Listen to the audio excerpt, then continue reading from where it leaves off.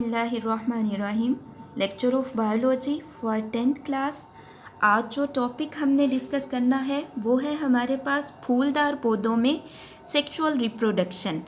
फूलदार पौधों में सेक्सुअल रिप्रोडक्शन। सबसे पहले हमें ये पता होना चाहिए कि सेक्सुअल रिप्रोडक्शन क्या है। तो ऐसी रिप्रोडक्शन जिसमें गैमेट्स इन्वॉल्व होते हैं उसे हम सेक्सुअल रिप्रोडक्शन का नाम देते हैं। गैमेट्स हमारे पास क्या होते हैं? एग सेल्स और स्पर्म सेल्स को गैमेट्स का नाम दिया जाता है।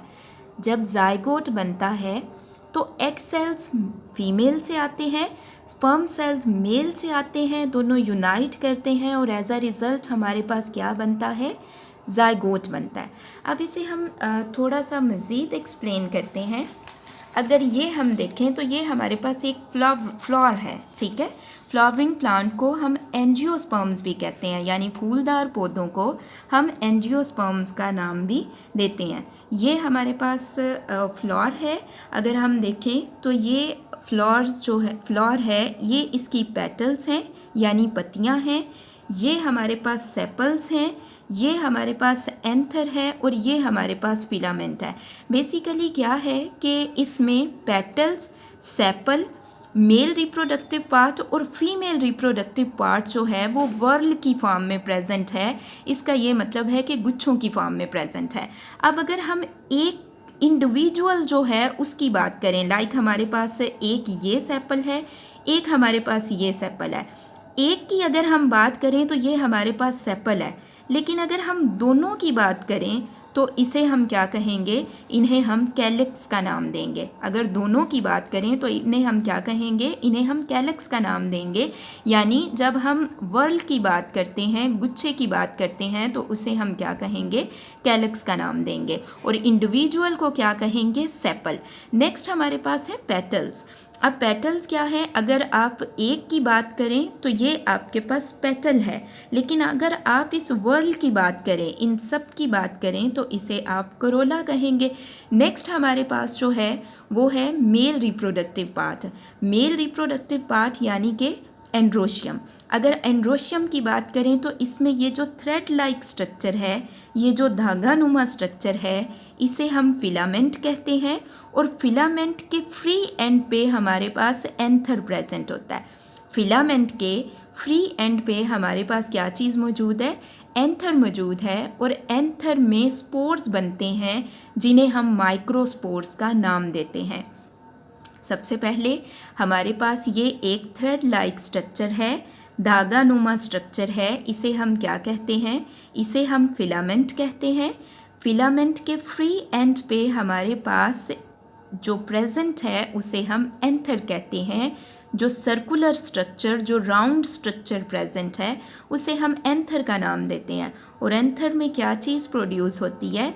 एंथर में स्पोर्स प्रोड्यूस होते हैं और उन स्पोर्स को हम माइक्रोस्पोर्स का नाम देते हैं। सो ये हमारे पास क्या है? ये हमारे पास मेल रिप्रोडक्टिव पार्ट है। अगर हम एंथर और फिलामेंट की कोलेक्टिवली बात करें, अगर फिलामेंट और एंथर की कोलेक्टिवली बात करें तो इन दोनों को मिला के हम स्टेमन कहते हैं। एंथर और फिलामेंट दोनों को कोलेक्टिवली क्या कहा जाता है? स्टेमन कहा जाता है। अब हम बुक से इसे थोड़ा देखते हैं। सबसे पहले हमारे पास है, हम जानते हैं कि एंजियोस्पर्म में अबाई पौधा डिप्लॉयड स्पोरोफाइट नस्ल का होता है। इस नस्ल की तौलीदी यानी रिप्रोडक्टिव साख्त फूल है।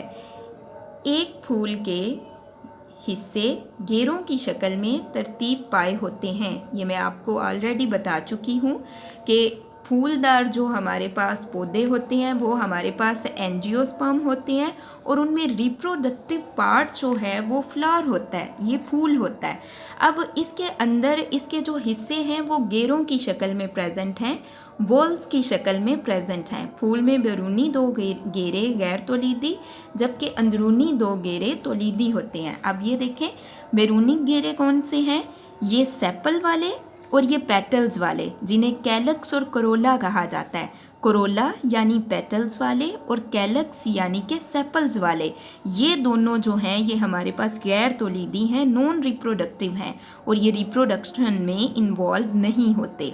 जबकि अगर आप अंदरूनी देखें तो ये आपके पास मेल रिप्रोडक्टिव पार्ट है, और ये जो आपके पास वॉज लाइक स्ट्रक्चर है ये आपके पास फीमेल रिप्रोडक्टिव पार्ट है। तो ये आपके पास तौलीदी हिस्से हैं, जबकि फ्लावर्स की सेपल्स और ये पेटल्स ये गैर तौलीदी हैं। सेपल्स और पेटल्स गैर तौलीदी हैं, जबकि आपके पास एंड्रोशियम और गाइनेशियम जो हैं ये आपके पास तौलीदी हिस्से हैं, और ये फूल की रिप्रोडक्शन में हिस्सा लेते हैं। नेक्स्ट आपके पास क्या है, नेक्स्ट हम यहाँ से क्वेश्चन देख लेते हैं, देन उसको थोड़ा सा एक्सप्लेन करते हैं। क्वेश्चन है हमारे पास, क्वेश्चन नंबर 1 है, कैलक्स और कोरोला में फ़र्क करें। कैलक्स और कोरोला में फ़र्क करें। आंसर है पेज नंबर 94 पे, और इसको अब हम समझ लेते हैं।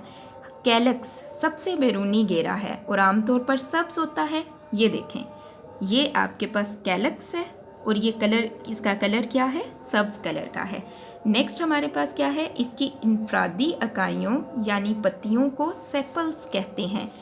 एक को अगर हम एक की बात करें, इंफरादी इकाइयों की बात करें, तो इन्हें हम क्या कहते हैं, सेपल्स का नाम देते हैं।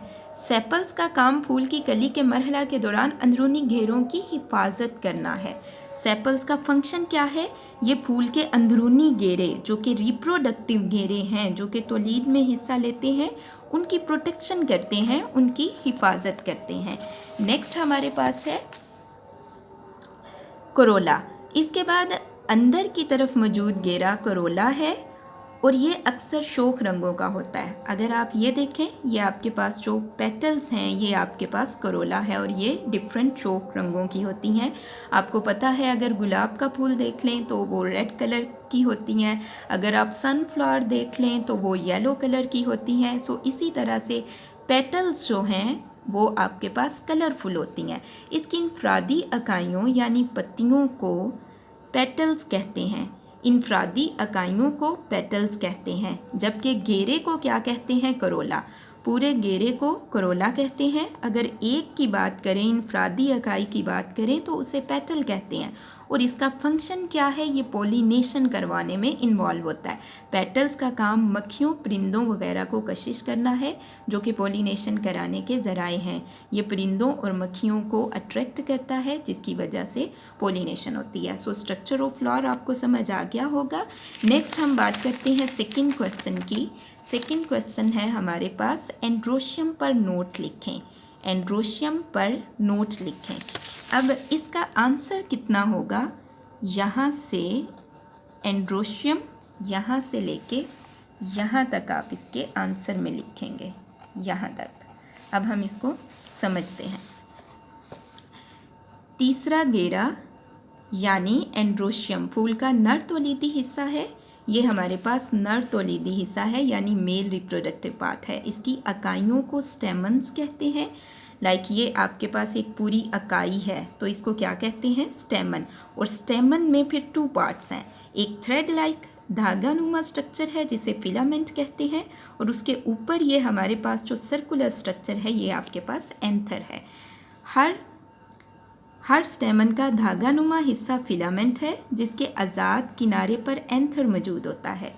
ये आपके पास धागा नुमा हिस्सा है, इसके आज़ाद किनारे पे हमारे पास क्या चीज़ प्रेजेंट है, एंथर प्रेजेंट है। इसके आज़ाद किनारे पे एंथर प्रेजेंट है।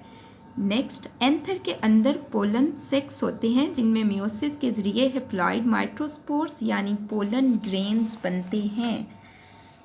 माइक्रोस्पोर्स नमो पाकर गैमीटोफाइट जनरेशन बनाता है।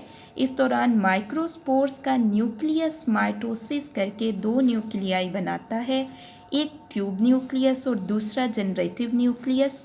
जनरेटिव न्यूक्लियस फिर माइटोसिस करता है और 2 स्पर्म्स बनाता है। इस तरह एक नमो याफ्ता पोलन ग्रेन में एक ट्यूब न्यूक्लियस और 2 स्पर्म्स होते हैं। ये तमाम साख्तें पौधे की नर गैमीटोफाइट जनरेशन होती हैं। अब इनको हम समझ लेते हैं। ये आपके पास डायग्राम है, ये आपके पास मेल रिप्रोडक्टिव पार्ट है, ये इसमें आपके पास फिलामेंट है, ये आपके पास एंथर है। अगर एंथर को आप देखते हैं तो ये एंथर के अंदर माइक्रोस्पोर मदर सेल्स प्रेजेंट होते हैं जो कि डिप्लॉयड हैं। माइक्रोस्पोर मदर सेल्स प्रेजेंट होते हैं एंथर के अंदर। अब इनमें क्या हुई, मदर सेल्स में मियोसिस हो गई। मदर सेल्स में क्या हुआ, मदर सेल्स में मियोसिस हो गई। मियोसिस से क्या हुआ, स्पोर्स बने। और स्पोर्स कौन से बने, माइक्रोस्पोर्स। ये जो आपको नज़र आ रहे हैं ये कौन से स्पोर्स हैं, माइक्रोस्पोर्स हैं। और ये हेप्लॉइड हैं, हेप्लॉइड हैं यानी 1n है। हेप्लॉइड क्यों हैं, क्योंकि इनमें मियोसिस हुई है। अब क्या है, माइक्रोस्पोर्स में न्यूक्लियस है। माइक्रोस्पोर्स के अंदर न्यूक्लियस है।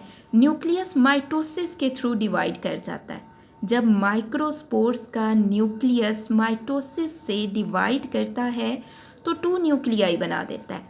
एक जनरेटिव न्यूक्लियस, दूसरा ट्यूब न्यूक्लियस। एक जनरेटिव न्यूक्लियस बन गया, दूसरा ट्यूब न्यूक्लियस बन गया। अब जनरेटिव न्यूक्लियस जो है वो उसमें दोबारा माइटोसिस होती है और उससे 2 स्पर्म्स बन जाते हैं। ठीक है, जनरेटिव न्यूक्लियस में दोबारा माइटोसिस हो गई और माइटोसिस के ज़रिए क्या चीज़ बनी, स्पर्म्स बन गए। और ये भी हमारे पास 1n होंगे। एक बार फिर से इस प्रोसेस को हम देखते हैं। ये हमारे पास एंथर है। एंथर में हमारे पास माइक्रोस्पोर मदर सेल्स हैं, उनमें मियोसिस हुई। मियोसिस से हमारे पास स्पोर्स बने। उन स्पोर्स को माइक्रोस्पोर्स कहा जाता है। और वो स्पोर्स हेप्लॉइड हैं, 1n हैं क्योंकि उनमें मियोसिस हो गई है। मदर सेल्स 2n थे, डिप्लॉइड थे, लेकिन माइक्रोस्पोर्स जो हैं वो 1n हैं, हेप्लॉइड हैं क्योंकि उनमें मियोसिस हो गई है। अब माइक्रोस्पोर्स के अंदर न्यूक्लियस होता है। न्यूक्लियस माइटोसिस से डिवाइड कर जाता है और 2 न्यूक्लियाई बना देता है। एक जनरेटिव न्यूक्लियस, दूसरा ट्यूब न्यूक्लियस। एक जनरेटिव न्यूक्लियस, दूसरा ट्यूब न्यूक्लियस। अब tube nucleus as it is है, उसको हम फर्दर नेक्स्ट लेक्चर में डिस्कस करेंगे। लेकिन जनरेटिव न्यूक्लियस यहाँ पे दोबारा माइटोसिस से डिवाइड हो जाता है। जनरेटिव न्यूक्लियस में दोबारा माइटोसिस हो जाती है और as a result sperm cells बन जाते हैं, 2 स्पर्म्स बन जाते हैं। सो आज के लिए इतना ही। फीमेल रिप्रोडक्टिव पार्ट हम कल डिस्कस करेंगे।